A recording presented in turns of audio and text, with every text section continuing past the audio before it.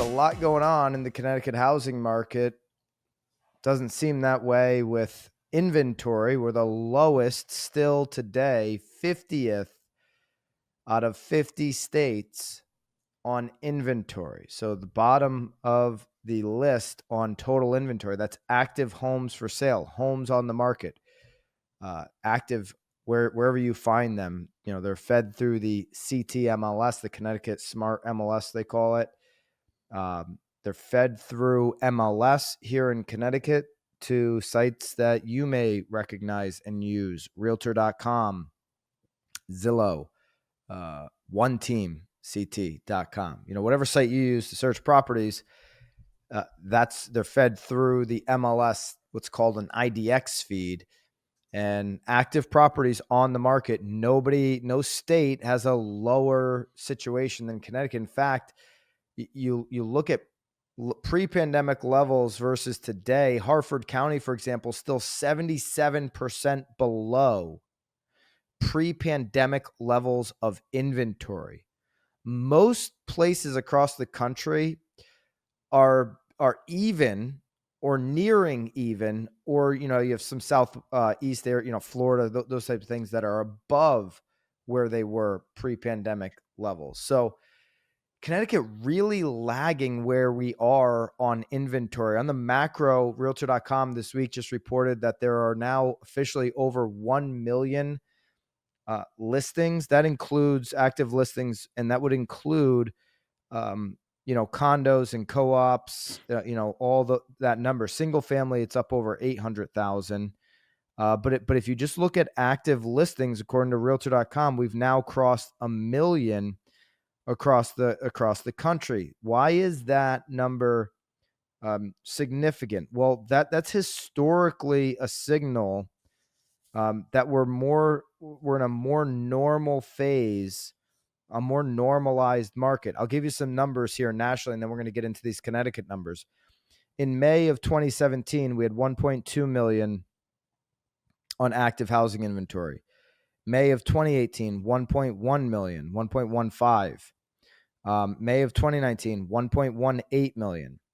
May 2020, a couple months in, and we started to obviously see those numbers decline. Went under 1 million for the first time in years to 928,000.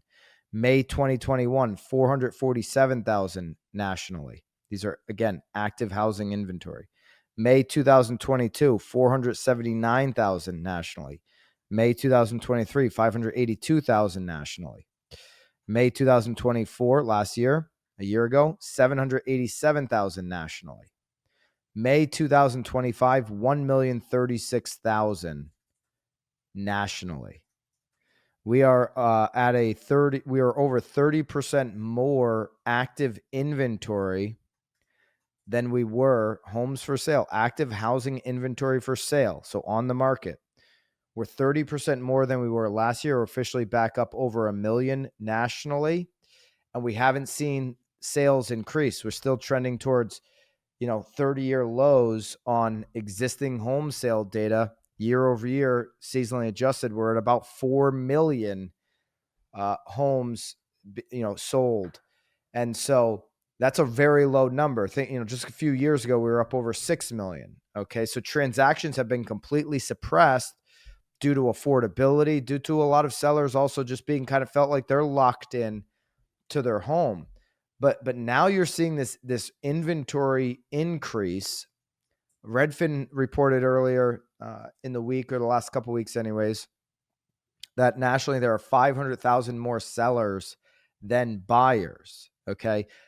So what signs are we seeing in Connecticut? We've got May's data in. Is Connecticut now finally starting to catch up to where the rest of the country's at? We're lagging completely behind in inventory. You talk to a buyer, they're like, you tell a buyer in Connecticut these national stats, and they're like, what? There's nothing available. Certainly in affordable price ranges, that's the case. Okay, so let's just start with homes for sale in Connecticut. Through May, we have an increase of 3.3% in the homes for sale category. That's the category that we just looked at. So if you look at a rolling 12 months, Brian, 4892. So we'll say 4,900 homes for May, homes for sale this year. Last May, it was 4737. Really no difference. 40, we'll round up to 4,900 and we'll round up to 4,750. There's 150 more single family homes on the market in Connecticut than we had last May on a rolling 12-month, basis. That's single family. We got 3.65 million people in this state, and we're talking about 150 more. That's on a rolling 12, so that's annualized out. If we just look at the month of May, this past May, there was 5,400 homes that were for sale. Okay. So now we're just taking the month. I'm not rolling the 12 months. Okay. I'm not annualizing it because you have really low numbers. Why that number goes down, you have low numbers. Like January, we had 3,700 homes. All right. So 5,436 single family homes on the market in the state of Connecticut, 3.65 million people. That's less than Port Charlotte in Florida has for 230,000 people. Port Charlotte has more than 5,500 homes active on the market, and they only got 230,000 people. Wow. So May of 2024, you had just under 5,300 homes for sale. So again, 150 spread, basically 150 home spread for the month of May on single family homes. So that is more, but 150, it's throwing a marble into the Connecticut Sound. I mean, the Long Island Sound. Sorry, Long Islanders. It's not anything. I don't know if you have these numbers handy, but not to put you on the spot, but do you know how that compares to like the pre-pandemic numbers? If we were to look at like 18 or 19, like how many homes do we have for sale at that time? I'll give you 2019. 2019 was a very normal market in Connecticut. It was actually one of the first times throughout that whole decade recovery where in 2019, I was like, hey, we're really catching up to the rest of the country in terms of demand. We had good demand in 2019. I mean, 2020, with or without COVID, it was going to be a really good year for sellers.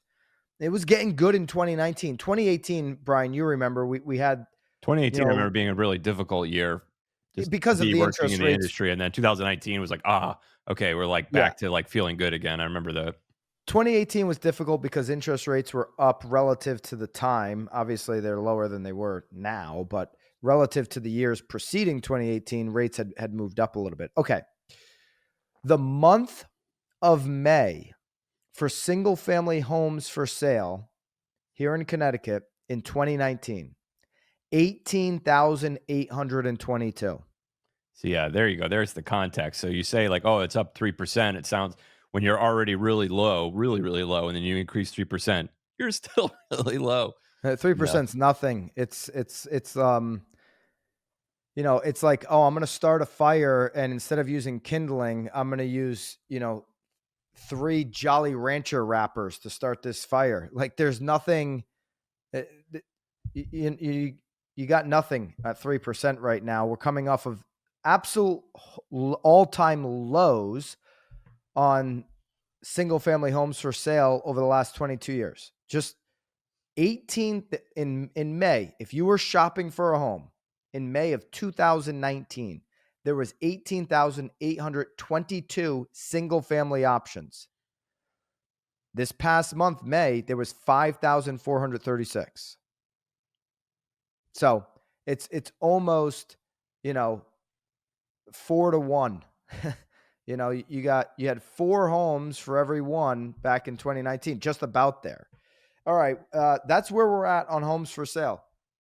It's slightly up from last year, but you're talking about 150 homes for 3.65 million people.